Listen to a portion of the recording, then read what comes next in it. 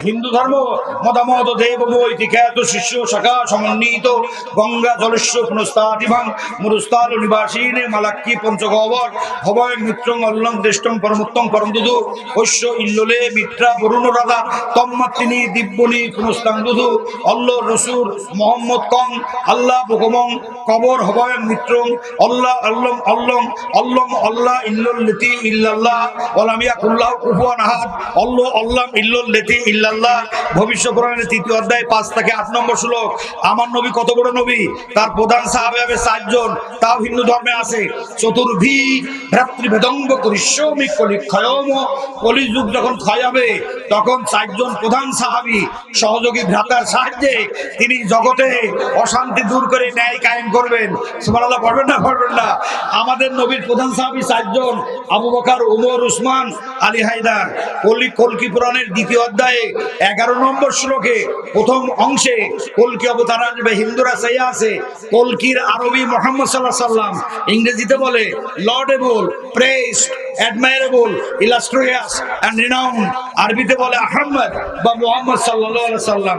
তাহলে হিন্দুরা চাইয়া আছে মোহাম্মদ আসবে, তিনি এসে গিয়েছেন, কিন্তু এখনো তারা চাইয়া আছে তলোয়ারের যুগে আসবে। অশ্বমাসি কুমরাহ দেব দত্তং জগৎ অধিপতি অসিনা সাধু দমন ঐশ্বর্য গুণান্বিত। এটা ভাগবত পুরাণের ১২০০ স্কন্ধে ২য় অধ্যায়ে ১৯ নম্বর শ্লোকের মধ্যে আছে যে মোহাম্মদ এমন একজন অবতার যে তিনি জিহাদের ময়দানে, যুদ্ধের ময়দানে ঘোড়ার পিঠে চড়ে যেতে ভালোবাসবেন এবং তিনি তলোয়ার দ্বারা পাপের বিরুদ্ধে যুদ্ধ করবেন। তার মানে তলোয়ারের যুগে কলকি অবতার আসবে, বিশ্বনবী মুহাম্মদ সাল্লাল্লাহু আলাইহি ওয়াসাল্লাম আসবে। এটা হিন্দুরা আজ থেকে ৬০০০ বছর আগে তাদের ধর্মগ্রন্থ থেকে জানে। ডক্টর জাকির নায়েক তো বলেছেনই, আর ডক্টর জাকির নায়েকের মাইকি আসার আগেও ২০০৩ সালে আমার লেখা বই আছে এই ব্যাপারে। একদম গোল ধরে ঘাট গরুতি খায় না, এরা মনে করলে হবে না। আমার কথা কি আপনারা বুঝতে পারছেন না পারেন নাই? তাহলে তিনি তলোয়ার ধরে যুদ্ধ করবে। তার বাপের নাম কি?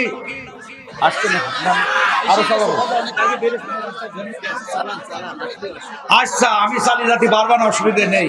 হ্যাঁ, আল্লাহ কি বলতে শোনেন, কলকি পুরাণের ২য় অধ্যায়ে ১১ নম্বর শ্লোকের প্রথম অংশ আছে যে কলকি দেবম বিষ্ণু যশোষে সম্বলে প্রাদুর্ভাব ব্রহ্মহম। তার মানে কালক্রমে বিষ্ণু যশা নামক পুরোহিতের ওরসে কলকি অবতারের জন্ম হবে। কলকি শব্দের আরবি মুহাম্মদ, আর কলকির বাপের নাম কি হবে? বিষ্ণু যশা। বিষ্ণু মানে প্রভু, যুক্ত যশা দাস, সমান সমান প্রভুর দাস। আমাদের নবীর আব্বার নাম কি? আব্দুল্লাহ। আব্দুন থেকে উৎপত্তি, আব্দুন যুক্ত ইলাহ, আব মানে গোলাম, ইলাহ মানে প্রভু, আব্দুন যুক্ত ইলাহ সমান সমান প্রভুর দাস। কি আশ্চর্য ব্যাপার! ৬০০০ বছর আগে ওরা কিভাবে জানলো যে মুহাম্মদ সাল্লাল্লাহু আলাইহি ওয়াসাল্লামের আব্বার নাম হবে আব্দুল্লাহ? এটা কলকি পুরাণে। এবং তার মার নাম কি? আমি এবং অনেক চিন্তাশীল মানুষেরা সেদিন ভেবেছিলেন যে বর্তমান স্বৈর শাসক, আধিপত্যবাদী, সাম্রাজ্যবাদী, গণতন্ত্রের রামাবলী গায়ে দেওয়া স্বৈর শাসনের জুলুমতন্ত্রের নমরুদ, কারুন, ফেরাউন, সাদ্দাত, হামান, হিটলার, মাও সেতুং, ক্রুশলের, স্ট্যালিন, ক্রুশেভ, ঘোষিটি বেগমের প্রেতাত্মা, তদানীন্তন স্বৈর শাসকের শেখ পরিবারের মানুষপুত্র, ভারতীয় রাজনীতির মদতপুষ্ট, নব্যযুগের সভ্য শিক্ষিত নির্বোধ ফেরাউনের উত্তম বাচ্চা শেখ হাসিনা। আমরা লক্ষ্য করেছি আল্লামা সাইদের ১ ইঞ্চি জায়গা ঢাকাতে দেয় নাই। সেদিন ভূমিকম্প, আমি ভেবেছিলাম বাংলাদেশের স্বৈর শাসনের পতন বোধহয় ঘটবে। এ ধরনের একটা আশঙ্কা ভূমিকম্প দিয়ে বোধহয় বাংলার মাটি থেকে তাদেরকে নির্বাসন দেওয়া হবে। আমি ভেবেছিলাম দুনিয়া কাঁপানো outstanding fascist government of the whole history of humanity, গোটা মানব জাতির ইতিহাসের শ্রেষ্ঠ স্বৈর শাসক। আমরা লক্ষ্য করেছি নমরুদকে আল্লাহ রাব্বুল আলামিন জাতির পিতা ইব্রাহিম আলাইহিস সালাম কর্তৃক আল্লাহর আইন এবং সৎলোকের নবীর শাসন প্রতিষ্ঠা তার করার জন্য আইন হবে আল্লাহর আর নেতৃত্ব হবে রাসূলদের, নবীদের। এই স্লোগান নিয়ে বাবা ইব্রাহিম আলাইহিস সালাম এলেন দুনিয়ার মঞ্চে। শাসক নমরুদ তাকে আগুনের মধ্যে ফেলে দিলেন। যুগে যুগে হক আর বাতিলের লড়াইয়ে We have marked it deliberately with keen observation. আমরা গভীরভাবে পর্যবেক্ষণ করেছি, হক যেখানে, বাতিল বাধা দেবে সেখানে, অন্ধকার যেখানে, আলোর লড়াই সেখানে, নমরুদ যেখানে, ফেরাউনের লড়াই সেখানে, হাসিনা যেখানে, ও ইসলামপন্থীরা বুকের রক্ত দিয়ে আমাদের লড়াই সেখানে।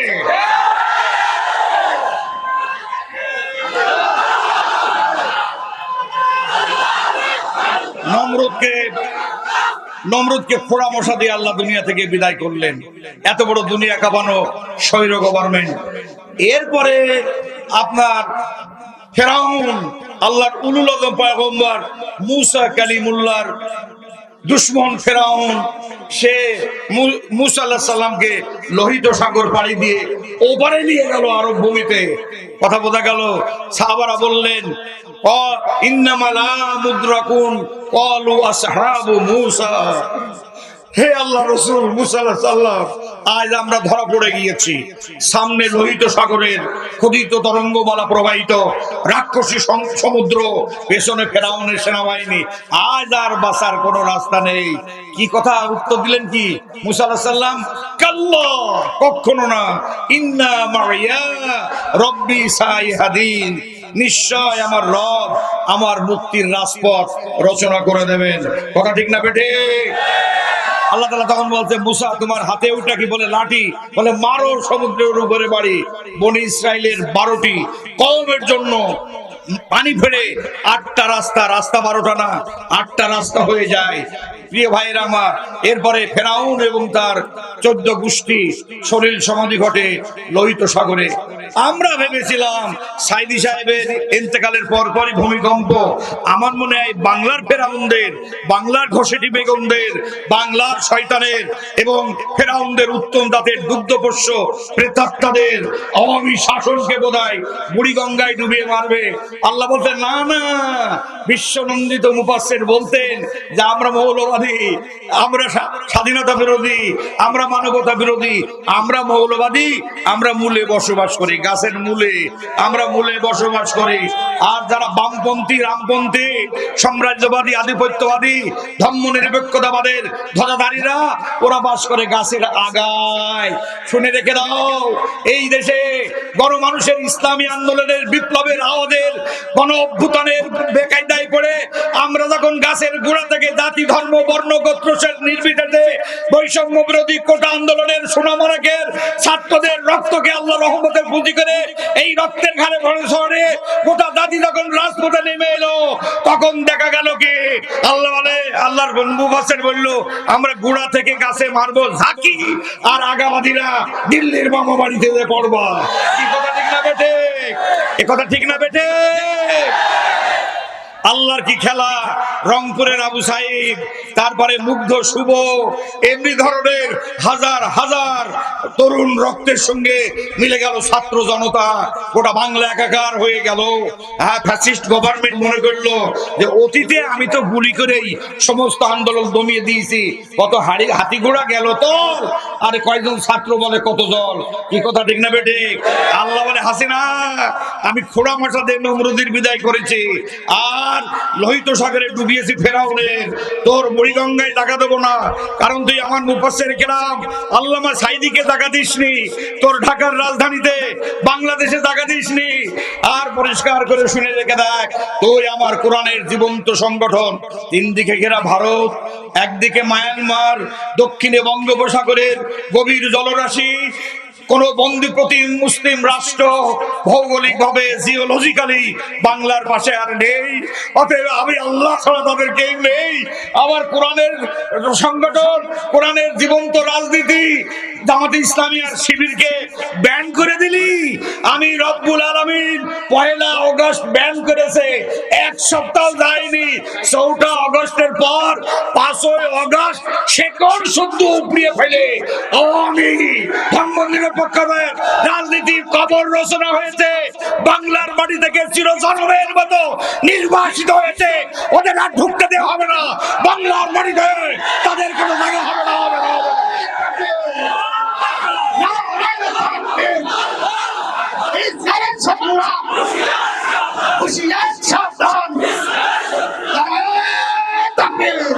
আল্লাহ তাআলা দেখিয়ে দেখিয়ে দিয়েছেন খেলা কারে বলে। অমাকারু অমাকারাল্লাহ ওয়াল্লাহু খায়রুল মাকিরিন। আমি আল্লাহ বলে তোমার আর কতটুক মক্করবাদী, কতটুকুন পরিকল্পনা, আমি আল্লাহ সবচাইতে বড় উত্তম পরিকল্পনা গ্রহণকারী। অতএব তোদের আমি বুড়িগঙ্গায় ডুববো না। এই সোনামানিক ছাত্রদের আন্দোলনের সঙ্গে জামাত শিবির সংযুক্ত হয়েছে। ভারতীয় রাজনীতির রাডার নেতা ধরা পড়ে। Long political Indian study of politics, ভারতীয় রাজনীতিতে তাদের বিবেচনায় ধরা পড়ে যে পেছনে জামাত শিবির ছাড়া যত বুলেট মারি তত রক্ত দেয়। কি আশ্চর্য! ও তাকে কি করে দেশের মানুষ মানতে পারে? আওয়ামী লীগ গভর্নমেন্টকে উড়ন্ত রকেটে করে আপন দেশের জনপদের উপরে নেট বন্ধ করে দিয়ে ব্রাশ ফায়ার করে এই অন্ধকারে হাজার হাজার আমার সোনামানিকদের রক্তে রঞ্জিত বাংলার 5ই আগস্টের স্বাধীনতা। অতএব এই অর্জিত এত রক্ত আমরা জানি, একটা থিঙ্ক ট্যাঙ্ক বলছে 14,000-এর মতো শহীদ হয়েছে। ওরা গভীর রাতে ট্রেনে করে ভারতে লাশগুলো পাচার করেছে। কত নির্মম ভাবে শহীদদের লাশ পুড়িয়েছে, কত নির্মম ভাবে এরা হিন্দু সম্প্রদায়ের ঘর বাড়িগুলো পূজা মন্দির ভেঙে ওরা বলে এসব জামাত শিবির করেছে। ও সোনামানিক লক্ষ্মী দাদু রে, হাসিনার ওপারে যাওয়ার পরপরই মোদি জিকির তুলেছে যে ওখানে গণতান্ত্রিক আওয়ামী লীগের পতন হয়েছে আর মৌলবাদী জামাত শিবিরের উত্থান হয়েছে। ওরা হিন্দুদের দান মান নিয়ে জীবন সম্পদ নিয়ে সিনেমিনি খেলা করবে। ইনশাআল্লাহ আমার প্রাণপ্রিয় সংগঠন বাংলাদেশ জামাত ইসলামী এবং আমাদের সহযাত্রীরাও, সবাই না অনেকেই যারা বড় রাজনীতি, তারাও ঐক্যবদ্ধভাবে গোটা বাংলার মন্দির এবং গোটা বাংলার জনগণের জান মাল জীবন সম্পদ পাহারা দিয়ে দেখিয়ে দিয়েছে না, হিন্দু খ্রিস্টান বৌদ্ধ মুসলিম অমুসলিমদের জান মাল জীবন সম্পদ, ওদের রক্ত আমাদের বুকের রক্তের মতো পবিত্র। ইসলাম ওদেরকে আমানত বলে। অতএব হিন্দু মন্দিরে দিয়ে দেখো আগামীতে পূজা আসছে, আমি মতিউর রহমান এবং আমার চৌগাছা শিকরগাছার 2 এমপি প্রার্থী আমাদের দল নিয়ে একদম এই কাওয়ালা শহীদ কিশোরের বাসের লাঠি নিয়ে আমি আমার এই মানুষের জানমাল জীবন সম্পদ পাহারা দেবো। আপনারা গণপ্রতিরোধ গড়ে তুলতে পারবেন তো? আপনারা পারবেন তো? শেখ হাসিনা উনি কিন্তু ঢাকার মুখ্যমন্ত্রী, ঢাকার প্রধানমন্ত্রী না, উনি দিল্লির মুখ্যমন্ত্রী। কথা ঠিক না বেঠে? উনি রাজনীতিতে ভারতীয় এজেন্ডা এদেশে বাস্তবায়ন করেছে, কারণ এসেই সে পিলখানা হত্যা করেছে, সংগঠিত করেছে, করে মানে বিডিয়া হত্যা করে সীমান্তকে অরক্ষিত করার জন্য ভারতীয় পরিকল্পনা বাস্তবায়ন করেছে। 59 জন চৌকস আর্মি সেনা কর্মকর্তা, সেনা অফিসার হত্যা করে বাংলাদেশ আর্মি সেনাবাহিনীর মেরুদণ্ড ভেঙে দিয়েছে যাতে ভারতের মোকাবেলা করতে না পারে। আর আলেম ওলামা পীর মাশায়েখ জামাত ইসলামী হেফাজত চরমুনা আটরশি যত ইসলামপন্থী দল আছে সমস্ত দলের উপরে সীমাহীন অত্যাচার চালিয়েছে এই হাসিনার গভর্নমেন্ট। আলেম ওলামাদেরকে কারারুদ্ধ করে কোরআনের পাখিকে 13 বছর কারারুদ্ধ করে মেরেছ, এই জন্য তোমাদের শেকড় উপড়ে গিয়েছে বাংলার মাটি থেকে। কথা ঠিক না বেঠে? তাহলে ওরা এসেই বিডিআর এর গায়ে হাত দিয়েছে, তাদের সীমান্ত পাহারাদারি ধ্বংস হয়ে যায়, বিধ্বস্ত হয়ে যায় চৌকিগুলো, আর সেনা কর্মকর্তা ধ্বংস করে দিয়ে আমাদের সেনাবাহিনীর মেরুদণ্ড ভেঙে দিয়ে যাতে করে মেরুদণ্ড সোজা করে ভারতের বিরুদ্ধে দাঁড়াতে না পারে। এরপরে আলেম ওলামাদেরকে কারারুদ্ধ করে শিক্ষা ব্যবস্থাকে ধ্বংস করে নাস্তিক্যবাদের দিকে নিয়ে গিয়ে আমাদের সোনামানিকদের সিলেবাসের মধ্যে সেই চার্লস ডারউইনের সেকেলে বস্তাপতা মতবাদ, আমাদের পূর্বপুরুষ ছিল বাঁদর, আমরা বাঁদরের প্রজন্ম। আমি এক ডিবেটে বলেছিলাম, হ্যাঁ সত্যি কথা, আসলে আমাদের বাঁদরের জাত আমরা হলেও হতে পারি। আমাদের পিঠের মেরুদণ্ডের শেষে যে জায়গা থেকে মানব দেহের মল নিঃসরণ হয় এই জায়গাতে এখনো গড়ানো হয়ে আছে, ঢালু হয়ে আছে। ল্যাস ছিল তা বোঝা যায়, তবে স্যার হ্যাঁ এখন যুক্তিতে দেখা যাক ল্যাস ছিল বটে, খসে পড়ে গিয়েছে, কিন্তু দেখেন হাজার হাজার বছরে পশ্চিম জার্মানির গভীর অরণ্যে, সুন্দরবনে, আফ্রিকাতে, গোটা পৃথিবীর বিভিন্ন জঙ্গলে, আমাদানে লক্ষ লক্ষ বাঁদর আছে, ওদের একটাও লেজ খসে পড়েনি। তাহলে আমরা যদি বান্দরের বাচ্চা হয়েই থাকি, আমরা 3.5 নম্বরে বান্দরের বাচ্চা, কারণ আমরা লেজটাও ঠেকাতে পারলাম না রে। কি কথা ঠিক না বেটে? আর অন্তত ওরা লেজ ঠেকিয়েছে এই নাস্তিক্যবাদী। এই যে আল্লাহ প্রথমেই বলেছে, আমি মানুষকে সৃষ্টি করেছি ইকরা ইকরা বিস্মি রাব্বিকাল্লাযী খলাক, পড়ো তোমার রবের নামে। অর্থাৎ মুসলমানদের লেখাপড়া হবে রবের নামে, কোন বামপন্থী রামপন্থীর নামে কোন তাদের প্রণীত সিলেবাসে লেখাপড়া হবে না। এই মুসলমানেরা, দেশ স্বাধীন হয়েছে, এদেশে কোরআনের সিলেবাস ছাড়া, হাদিসের সিলেবাস ছাড়া অন্য কোন লেখাপড়া চলবে না, চলবে না, চলবে না। রাজি আছেন আপনারা? তবে আমার হ্যাঁ আছে, স্লোগান দিও না, আমার হ্যাঁ আছে। হ্যাঁ, তবে হিন্দুরা তাদের ধর্মগ্রন্থ পড়বে, খ্রিস্টান বৌদ্ধ তাদের নাগরিক ধর্মীয় মানবিক সব অধিকার ফিরে পাবে। হাতে সময় নেই, সব কথা বলবো না, ছোট্ট একটা কথা বলবো। হযরত মুয়াজ বিন জাবাল রাদিয়াল্লাহু তাআলা আনহুকে আল্লাহ রাসূল ইয়েমেনের গভর্নর করে পাঠানোর সময় মসজিদে নববীর সামনে দাঁড় করিয়ে বললেন, হে মুয়াজ বিন জাবাল, তুমি কোথায় যাচ্ছ? বলে, হে আল্লাহ রাসূল, আপনার পক্ষ থেকে ইয়েমেনের গভর্নর হিসেবে যাচ্ছি। রাসূল সাল্লাল্লাহু আলাইহি সাল্লাম বললেন, সাবধান মুয়াজ বিন জাবাল, তোমার এই শাসিত জনপদে হিন্দু, খ্রিস্টান, বৌদ্ধ, নাসারা অনেক সংখ্যালঘু সম্প্রদায় বাস করে। তাদের অন্ন, বস্ত্র, বাসস্থান, শিক্ষা, চিকিৎসা, 5টি মৌলিক মানবীয় প্রয়োজন সহ তাদের হিন্দু মন্দিরের গির্জা পাগোড়ার একটি নাগরিক সুরকি পরিমাণ যদি তাদের নাগরিক অধিকার বিনষ্ট হয়, হে মুসলিম শাসক, আমি তোমাদের বিরুদ্ধে স্বয়ং রাসূল সাল্লাল্লাহু আলাইহি ওয়াসাল্লাম ফরিয়াদ করব, তোমাদের দোয়া আকাশে কবুল হবে না। কথা বুঝতে পারোনি? তোমাদের দোয়া আকাশে কবুল হবে না। আমরা জামাত ইসলামী জানি যে হিন্দু, খ্রিস্টান, বৌদ্ধদের উপরে অত্যাচার করলে আমাদের দোয়া আকাশে কবুল হবে না। কোরআনের কারণে, ইসলামের কারণে আমরা এমপি মন্ত্রী হব না, আমরা হবো এই জাতির খাদেম। বিপন্ন মানুষের পাশে আমরা দাঁড়াবো। অনাথ, এতিম, অসহায়, বিধবা, তিক্ত পুরাইতে ব্যাহত, বঞ্চিত, লাঞ্ছিত, ভাগ্যত, নিপীড়িত, অধিকার হারা, অসহায় অনাথ মানুষের জীবনের মুক্তির জন্য যুগে যুগে নবী পাঠিয়েছে, কিতাব এসেছে।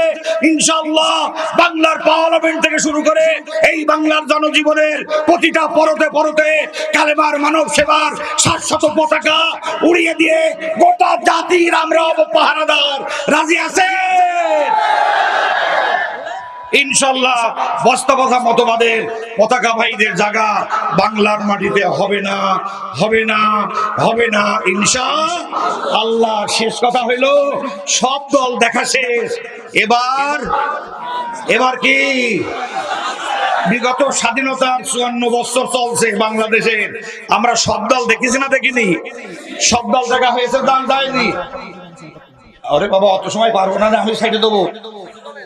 শুনেন না, তাদের রাজনৈতিক চরিত্র, তাদের ধরন, তাদের প্রকৃতি আমরা জানি না? এই সব দেখা হয়েছে না যায়নি? প্রধান দল 4টে, তাহলে আমি কারোর বিরুদ্ধে বলছি না। 3 দলের যে রাজনৈতিক পাশা খেলা এবং মানব সভ্যতার বিনির্মাণে যে লুটপাট আর চাঁদাবাজের যে রাজত্ব, ভাঙচুর আর অগ্নিসংযোগ, এগুলো আমরা দেখেছি না দেখিনি? দেখেছি না দেখিনি? কথা বলছেন না কেন? দেখেছি। জামাত ইসলামী কি পাওয়ারে গিয়েছে? ইনশাআল্লাহ জামাত ইসলামী 24 ঘন্টার মধ্যে ইনশাআল্লাহ গোটা বাংলাদেশকে, আজ জামাত একা না, আমাদের ডাইন হাতে আছে চরমুনা, ডান হাতে চরমুনা, বাম হাতে হেফাজত, সমস্ত ইসলাম পন্থীদেরকে দিয়ে আজ আমরা একটা মোর্চা গঠনের পথে পা দিয়েছি। কথা ঠিক না বেটে? এবং সমমনাদেরকেও আমরা নেব। আমরা ভেবেছিলাম 48 সালা পরিকল্পনা নিলাম। 48 সালা মানে 30 সালা পরিকল্পনা, যে 48 সালে আমরা বাংলাদেশের পার্লামেন্টে কালেমার পতাকা উড়াবো। কেন্দ্রীয় মজলিসে শোনার বৈঠক গেল মাত্র কয়েকদিন, আমাদের এক ভাই বললেন, মোহতারাম আমিরের জামাত, আমরা ভাবছিলাম 48 সাল পর্যন্ত লাগবে। তাহলে এই ছাত্রদের রক্তে এই কুটা আন্দোলন 9 দফায় 1 দফায় পরিণত হয়ে আল্লাহ কি রহমত করলেন। ভাবি আইয়া লাই রব্বিকুমা তুকাদ্দিবান, তোমার প্রভুর কোন নিয়ামতকে অস্বীকার করবা। আমরা ছাত্রদের কাছে হাজার বার আমরা ঋণী। হাজার বছরের বিগত ইতিহাসে এত বড় অভ্যুত্থান আর এত বড় গণবিপ্লব হয়েছে। অতএব আমরা ছাত্রদের কাছে ঋণী। তাই পরিষ্কার করে বলছিলাম যে আসেন হাতে আর সময় নেই। আমাদেরকে দেশ ও জাতি গঠনে আল্লাহর কিতাব এবং নবীর সুন্নাহকে সামনে নিয়ে একটি আমরা আগামীর বাংলা হবে সোনার বাংলা। কথা ঠিক না বেটে? আজ জামাত ইসলামী একা না, জামাত বানের পানিতে ভেসে ওঠেনি। বর্তমান অন্তর্বর্তীকালীন যে সরকার আছে, এরা অত্যন্ত স্বচ্ছতার সাথে পবিত্রতার সাথে এগিয়ে যাচ্ছে। ডক্টর ইউনূসকে যাই বলেন না কেন, পৃথিবীর 106টা লার্নেড ইউনিভার্সিটির লেকচারার। কথা বোঝা গেল না? ওর গায়ে হাত দিয়ে দেখো কয় ভাগে গাড়ির চাকা ঘোরে, তা আমেরিকা ব্রিটেন দেখিয়ে দেবে। কথা ঠিক না বেঠে? অতএব ইন্ডিয়া চেয়েছিল শেখ হাসিনা যাওয়ার পরে জিকির তুলিল যে জামাত ইসলামী মন্দির ভাঙছে, হিন্দুদের জানমালের উপর আঘাত আনছে। অতএব ভারতের ইন্টারন্যাশনাল ফেডারেশন কোর্টে মামলা করে ভারতীয় সেনাবাহিনীকে বাংলাদেশে ঢুকাবে। সাথে সাথে ব্রিটেন, আমেরিকা, পাকিস্তান বললে ঢুকে দেখো তোমার বাংলার আকাশ ছেয়ে যাবে। কি কথা ঠিক না বেটে? এই যে Joe Biden, Bill Clinton, Hillary Clinton, Tony Blair, এইসব বড় বড় দুনিয়ার পণ্ডিত গুলো ডক্টর ইউনূস তাদের সঙ্গে লেখাপড়া করেছে। আমার কথাকে আপনারা বুঝতে পেরেছেন তো? এই জিনিস কবিগুরু রবি ঠাকুর নোবেল পাওয়ার পরে আরো একজন পেয়েছে, কিন্তু তার 125 বছর পরে এসে এই দেশে শান্তিতে নোবেল পেয়েছে। তার নেতৃত্বে বলে ভোট দাও ভোট দাও। ওরে বাবা, আগে স্বৈর শাসনের চিহ্ন মুছে দেবো, গণতন্ত্র আসবে, সুষ্ঠু ভোট হবে, রামদানি আর ভোট ঠেকাতে পারবে না। এইরকম কায়দা না করে দিবালোকের মতো ঝকঝক করবে যে এইবার নির্বাচন করা যায়। কথা ঠিক না বেঠে? ওই যৌক্তিক সময় পর্যন্ত আমরা দেব। আমার সিনেমা আমি রামদা দেরি করছে কেন? বুড়োকালে এত পারা যায়? হ্যাঁ, আল্লাহ তাআলা, আমি বলছিলাম যে আল্লাহ তাআলা আমাকে আপনাকে সকলকে চলুন আমরা 1-1.5 বছর শুনে এই 2 বছর কেন্দ্রীয় সভার সদস্য বললে যে আমরা 48 সাল চাইলাম, কিন্তু 24 সালে আমরা 47 সাল পর্যন্ত পৌঁছে গিয়েছি।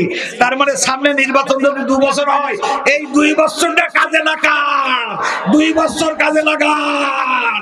বয়সপুর কোচ্চান করে ইনশাআল্লাহ জামাত ইসলামী বিদায় লাভ করবে, চৌগাছা জিকরগাছায়ও বিদায় লাভ করবে ইনশাআল্লাহ।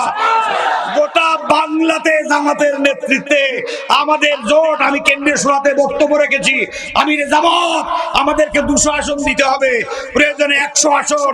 আমাদের ঐক্য অর্থাৎ মুসলমান ইসলামপন্থী যে দলগুলো আছে তাদের মধ্যে ভাগ করে দেবো। দরকার হলে আমরা 160 নেবো। কেন্দ্র বলবে আমার বোঝার দরকার নেই, কিন্তু 300 আসনেই আমরা ইনশাল্লাহ নির্বাচন করব। আমরা রাজি আছেন? তবে আমাদের সাথে ঐক্য থাকবে। অতএব আজকে ঐক্যের সুর, মিলনের সুর, বিভক্ত নয়। সাম্রাজ্যবাদীরা চেষ্টা করবে, বামপন্থীরা চেষ্টা করবে বিভক্তি আনার। কোন বিভক্তি নয়। এক কোরআন, এক কালেমা, এক নবী, এক আসমান, এক জমিন। আসেন তার ছায়াতলে আফা গায়রা দীনিল্লাহি ইয়াবুন ওয়ালাহু আসলামা মান ফিস সামাওয়াতি ওয়াল আরদ তাওরাও ওয়া কারাহা ওয়া ইলাইহি তুরজাউন। এই আয়াতের জীবন্ত আমল করি, গলা বসে গিয়ে যার পারার জন্যই। আল্লাহ তাআলা আমাদের সকলকে কবুল করুন, আমিন। আসসালামু আলাইকুম ওয়া রাহমাতুল্লাহি ওয়া বারাকাতুহু। حتى يعود الله لبن في الضرع ولم يستمعوا غبر في سبيل الله وفي دخان جهنم রাওয়াহু তিরমিজি। আল্লাহ রাসূল বলছেন, কখনো ওই দুটো চোখ জাহান্নামে যাবে না যে দুটি চক্ষু আল্লাহর ভয়ে কাঁদে। তাহলে ও আমার শ্রোতা মণ্ডলী, আপনারা কি আল্লাহর ভয়ে রাতের শেষ ভাগে বিছানাতে আলাদা হয়ে তাহাজ্জুদে কাঁদতে পারবেন আল্লাহ দরবারে? আপনারা কাঁদতে রাজি আছেন? তাহলে আল্লাহর ভয়ে যারা কাঁদে হাত্তা ততক্ষণ পর্যন্ত তারা জাহান্নামে যাবে না। ইয়াউদ আল্লাহু লাবানু ফিদ দরওয়ে, অর্থাৎ গরুর পালান থেকে দুধ দিয়ে নিয়ে যাওয়ার পরে, দুগ্ধ দহনের পরে এই দুগ্ধ যেমন আর কোনো অবস্থায় পালানে ঢোকে না, এটা যেমন অসম্ভব, তেমনই যে দুটো চোখ আল্লাহর ভয়ে কাঁদে ওই দুটো চোখ জাহান্নামে যাওয়া তেমন অসম্ভব। এরপরে বলছে হাদিসের বাকি অংশ এইটুকু পড়ে অনেকে বলে বাবা কাঁদো রে বাবা রে কাঁদো, কাঁদো রে বাবা রে কাঁদো, বরং কাঁদলে হবে না, হাদিসের বাকি অংশ দেখতে হবে। ওয়ালাম ইয়াজতামিউ গুবারুন ফি সাবিলিল্লাহ, ওই ক্রন্দনকারী ব্যক্তি যদি আল্লাহর পথের সংগ্রামী হয় তাহলে ফি সাবিলিল্লাহ অফি দোকান ও জাহান্নাম, জাহান্নামের আগুন তো আগুন, জাহান্নামের আগুনের ধোঁয়াও চোখে দেখবে না। সুবহানাল্লাহ পড়বেন না পড়বেন না? তাহলে আমাদের চরিত্রে দুটো গুণ থাকতে হবে। এক হবে আমরা জায়নামাজে হব ক্রন্দনকারী, রাতের অন্ধকারে আমরা হব ক্রন্দনকারী, আর দিনের আলোয় দিনের বেলায় হব আমরা সংগ্রামী। এই জাতি যদি এই দুটি অনন্য অনুপম বৈশিষ্ট্যে সুষমামণ্ডিত আমরা কাফেলা তৈরি করতে পারি, আমরা একদিকে হব ক্রন্দনকারী অপরদিকে হবে সংগ্রামী, তাহলে অবশ্যই এই কাফেলা জাহান্নামের আগুন থেকে মুক্ত। আল্লাহ রাসূল সাল্লাল্লাহু আলাইহি ওয়াসাল্লাম বলেছেন। হ্যাঁ, আরেকটা বলবো নাকি হাদিস? আরেকটা বলে ফেলাবো? শোনেন, এই হাদিসটা আমি জেলখানায় যে শিখেছি, অতএব আমার জীবনে আমি 1 বছর জেল খাটেছি, আমি 41টা মামলার আসামি। কথা বুঝতে পেরেছেন? এখন চৌকাছা শিকরকাছার এমপিও তো কয়টা মামলা? অনেকগুলা। আর আমার 41টা। আমি দক্ষিণ বাংলার সবচেয়ে বড় খুনি এবং সন্ত্রাসী। কথা বোঝা গেল না গেল না? যে সমস্ত পুলিশ ভাইরা কথা বলতো তারা এখন সব মানব দরদি মতিয়ার প্রফেসরের বুকে, স্যার আপনারা ছাড়া আমাদের কেউ নেই। হ্যাঁ, সুবহানাল্লাহ পড়বেন না পড়বেন না?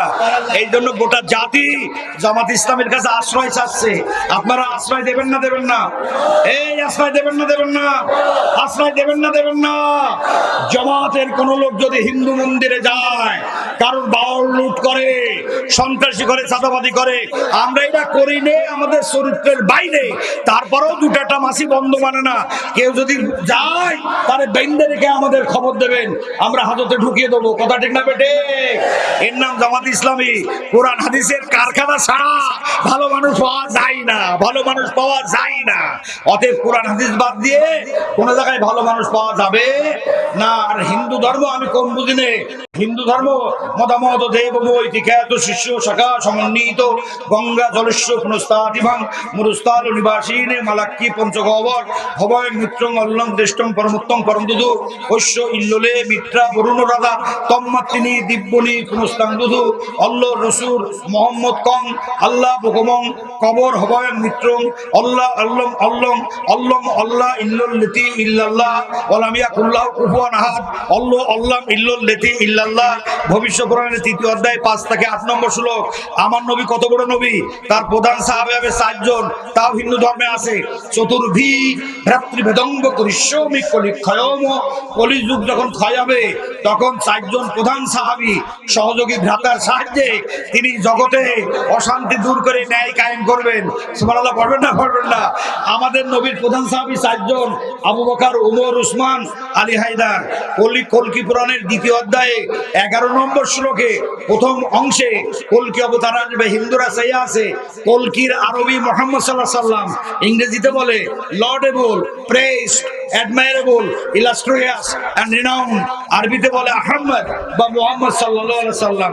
তাহলে হিন্দুরা চাই আছে মোহাম্মদ আসবে, তিনি এসে গিয়েছেন, কিন্তু এখনো তারা চাই আছে তলোয়ারের যুগে আসবে। অশ্বমাসী কুমরা অদেব দত্তং জগৎ অধিপতি অসিনা সাধু দমন ঐশ্বর্য গুণান্বিত। এটা ভাগবত পুরাণের 1200 স্কন্ধে 2য় অধ্যায়ে 19 নম্বর শ্লোকের মধ্যে আছে যে মোহাম্মদ এমন একজন অবতার যে তিনি জিহাদের ময়দানে, যুদ্ধের ময়দানে ঘোড়ার পিঠে চড়ে যেতে ভালোবাসবেন এবং তিনি তলোয়ার দ্বারা পাপের বিরুদ্ধে যুদ্ধ করবেন। তার মানে তলোয়ারের যুগে কলকি অবতার আসবে, বিশ্ব নবী মুহাম্মদ সাল্লাল্লাহু আলাইহি ওয়াসাল্লাম আসবে। এটা হিন্দুরা আজ থেকে 6000 বছর আগে তাদের ধর্মগ্রন্থ থেকে জানে। ডক্টর জাকির নায়েক তো বলেছেনই। আর ডক্টর জাকির নায়েকের মাইকি আসার আগেও 2003 সালে আমার লেখা বই আছে এই ব্যাপারে। একদম গোল ধরে ঘাট গরুতি খায় না, এরা মনে করলে হবে না। আমার কথাকে আপনারা বুঝতে পারেন না পারেন নাই? তাহলে তিনি তলোয়ার ধরে যুদ্ধ করবে। তার তার বাপের নাম কি? আসছে না আরো সব আচ্ছা, আমি চালিয়ে যাতে পারবা না, অসুবিধা নেই। হ্যাঁ, আল্লাহ কি বলতে শোনেন, কলকি কোরআনের 2য় অধ্যায়ে 11 নম্বর শ্লোকের প্রথম অংশ আছে যে কলকি দেবম বিষ্ণু যশোষে সম্বলে প্রাদুর্ভাব ব্রহ্মহম। তার মানে কালক্রমে বিষ্ণু যশা নামক পুরোহিতের ওরসে কলকি অবতারের জন্ম হবে। কলকি শব্দের আরবি মোহাম্মদ, আর কলকির বাপের নাম কি হবে? বিষ্ণু যশা। বিষ্ণু মানে প্রভু, যুক্ত যশা দাস, সমান সমান প্রভুর দাস। আমাদের নবীর আব্বার নাম কি? আব্দুল্লাহ। আব্দুন থেকে উৎপত্তি, আব্দুন যুক্ত ইলাহ। আব মানে গোলাম, ইলাহ মানে প্রভু। আব্দুল যুক্ত ইলাহ সমান সমান প্রভুর দাস। কি আশ্চর্য ব্যাপার! 6000 বছর আগে ওরা কিভাবে জানলো যে মোহাম্মদ সাল্লাল্লাহু আলাইহি ওয়াসাল্লামের আব্বার নাম হবে আব্দুল্লাহ? এটা কলকি পুরাণে। এবং তার মার নাম কি? আমি দেখি আলহামদুলিল্লাহ।